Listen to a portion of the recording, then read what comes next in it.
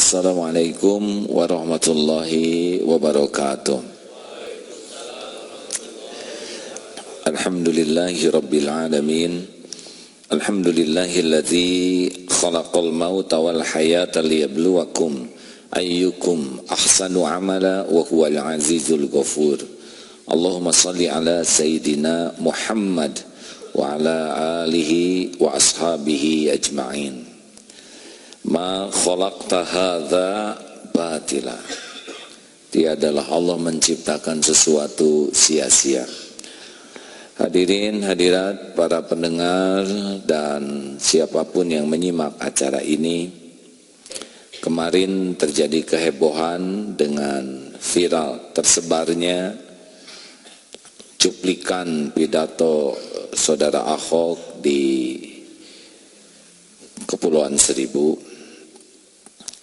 Saya menyimaknya beberapa kali, sehingga banyak umat Islam yang terluka. Berikut ini adalah statement bahwa Saudara Ahok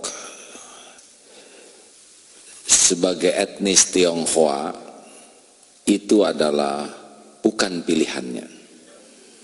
Ini adalah takdir yang menciptakannya, sehingga bukan wilayah kita untuk mengomentari etnis. Dua, bahwa Saudara Ahok beragama non-Islam itu adalah pilihannya, dan setiap orang berhak memilih apa yang akan dipertanggungjawabkannya dunia akhirat. Bagi kita umat Islam tidak ada masalah. Lakum dinukum waliyadin. Adapun Saudara Ahok memberikan statement, pernyataan terhadap Al-Quran dengan perkataan yang tidak pada tempatnya, dengan cara yang tidak pada tempatnya, ini adalah perbuatan melampaui batas. Ini adalah perbuatan tercela. Ini adalah perbuatan yang akan menimbulkan konsekuensi dari perkataannya. Oleh karena itu, sangat bisa dimaklumi jikalau umat Islam merasa tersinggung, terluka oleh perkataan yang melampaui batas ini. Apalagi seorang yang diberikan cobaan jadi pimpinan di Jakarta. Kepada umat Islam seluruhnya, bahwa takdir adanya kejadian ini adalah ladang untuk beramal dan pencerah pemikiran serta sikap kita. Ini alat ukur apakah hati kita tersinggung atau tidak. Kalau kita merasa biasa-biasa saja, Al-Quran diremehkan, maka itu menunjukkan kadar keimanan kita yang masih sangat rendah. Andai kata kita tersengat, merasa terluka, maka ini kita syukuri bahwa kita masih peduli dan menghormati kalam Allah. Namun pada saat yang sama, kita pun harus menyikapi orang yang melampaui batas ini dengan sikap yang ada dalam koridor akhlakul karimah. Islam tidak mengenal kezoliman terhadap siapapun. Kita sikapi perbuatan Ahok ini dengan sikap yang tidak melampaui batas, bahkan menunjukkan bagaimana Islam menyikapi dengan sikap terhormat akhlakul karimah. Sebaiknya kita ingatkan saudara Ahok bahwa perbuatan ini perbuatan yang sangat salah, dianjurkan untuk memohon maaf secara terbuka kepada umat Islam, diakui dengan jujur dan tidak boleh mengulanginya lagi. Dan andai pun sudah meminta maaf terbuka, umat Islam adalah pemaaf.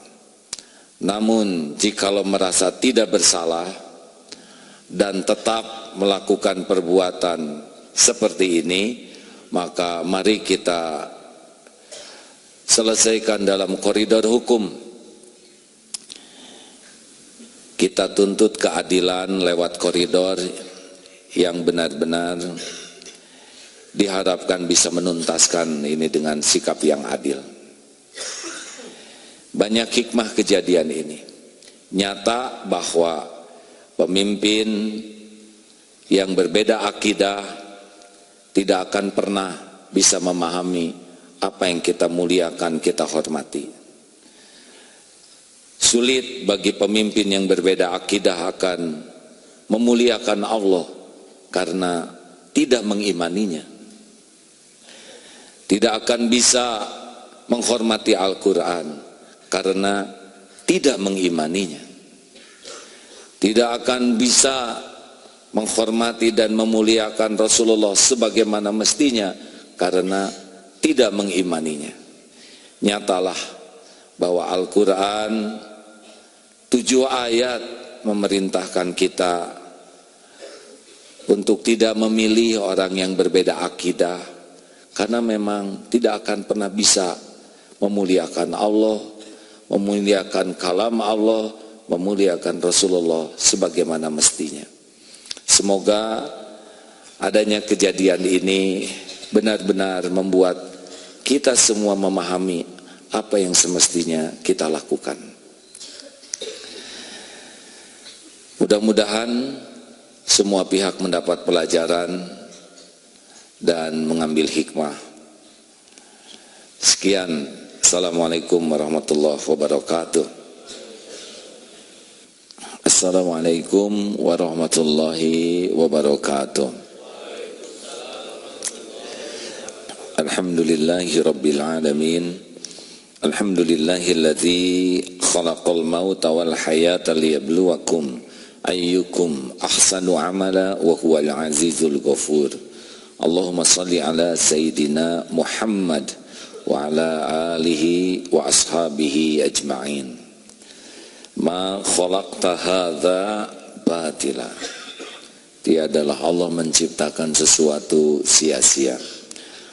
Hadirin hadirat para pendengar dan siapapun yang menyimak acara ini, kemarin terjadi kehebohan dengan viral tersebarnya cuplikan pidato Saudara Ahok di Kepulauan Seribu.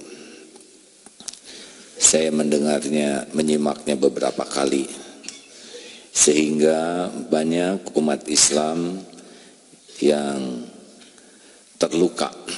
Berikut ini adalah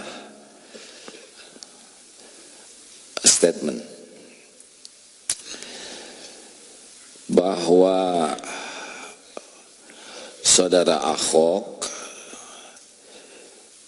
sebagai etnis Tionghoa itu adalah bukan pilihannya. Ini adalah takdir yang menciptakannya, sehingga bukan wilayah kita untuk mengomentari etnis. 2, bahwa Saudara Ahok beragama non-Islam itu adalah pilihannya, dan setiap orang berhak memilih apa yang akan dipertanggungjawabkannya dunia akhirat. Bagi kita umat Islam tidak ada masalah. Lakum dinukum waliyadin. Adapun Saudara Ahok memberikan statement, pernyataan terhadap Al-Quran dengan perkataan yang tidak pada tempatnya, dengan cara yang tidak pada tempatnya, ini adalah perbuatan melampaui batas. Ini adalah perbuatan tercela. Ini adalah perbuatan yang akan menimbulkan konsekuensi dari perkataannya. Oleh karena itu, sangat bisa dimaklumi jikalau umat Islam merasa tersinggung, terluka oleh perkataan yang melampaui batas ini. Apalagi seorang yang diberikan cobaan jadi pimpinan di Jakarta. Kepada umat Islam seluruhnya, bahwa takdir adanya kejadian ini adalah ladang untuk beramal dan pencerah pemikiran serta sikap kita. Ini alat ukur apakah hati kita tersinggung atau tidak. Kalau kita merasa biasa-biasa saja, Al-Quran diremehkan, maka itu menunjukkan kadar keimanan kita yang masih sangat rendah. Andai kata kita tersengat, merasa terluka, maka ini kita syukuri bahwa kita masih peduli dan menghormati kalam Allah. Namun pada saat yang sama, kita pun harus menyikapi orang yang melampaui batas ini dengan sikap yang ada dalam koridor akhlakul karimah. Islam tidak mengenal kezoliman terhadap siapapun. Kita sikapi perbuatan Ahok ini dengan sikap yang tidak melampaui batas, bahkan menunjukkan bagaimana Islam menyikapi dengan sikap terhormat akhlakul karimah. Sebaiknya kita ingatkan saudara Ahok bahwa perbuatan ini perbuatan yang sangat salah. Dianjurkan untuk memohon maaf secara terbuka kepada umat Islam, diakui dengan jujur dan tidak boleh mengulanginya lagi. Dan andai pun sudah meminta maaf terbuka, umat Islam adalah pemaaf. Namun jikalau merasa tidak bersalah dan tetap melakukan perbuatan seperti ini, maka mari kita selesaikan dalam koridor hukum. Kita tuntut keadilan lewat koridor yang benar-benar diharapkan bisa menuntaskan ini dengan sikap yang adil. Banyak hikmah kejadian ini. Nyata bahwa pemimpin yang berbeda akidah tidak akan pernah bisa memahami apa yang kita muliakan, kita hormati. Sulit bagi pemimpin yang berbeda akidah akan memuliakan Allah karena tidak mengimaninya.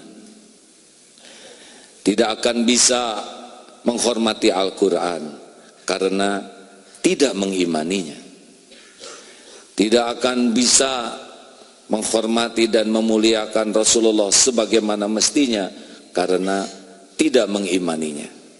Nyatalah bahwa Al-Quran 7 ayat memerintahkan kita untuk tidak memilih orang yang berbeda akidah, karena memang tidak akan pernah bisa memuliakan Allah, memuliakan kalam Allah, memuliakan Rasulullah sebagaimana mestinya. Semoga adanya kejadian ini benar-benar membuat kita semua memahami apa yang semestinya kita lakukan. Mudah-mudahan semua pihak mendapat pelajaran dan mengambil hikmah. Sekian, Assalamualaikum warahmatullahi wabarakatuh.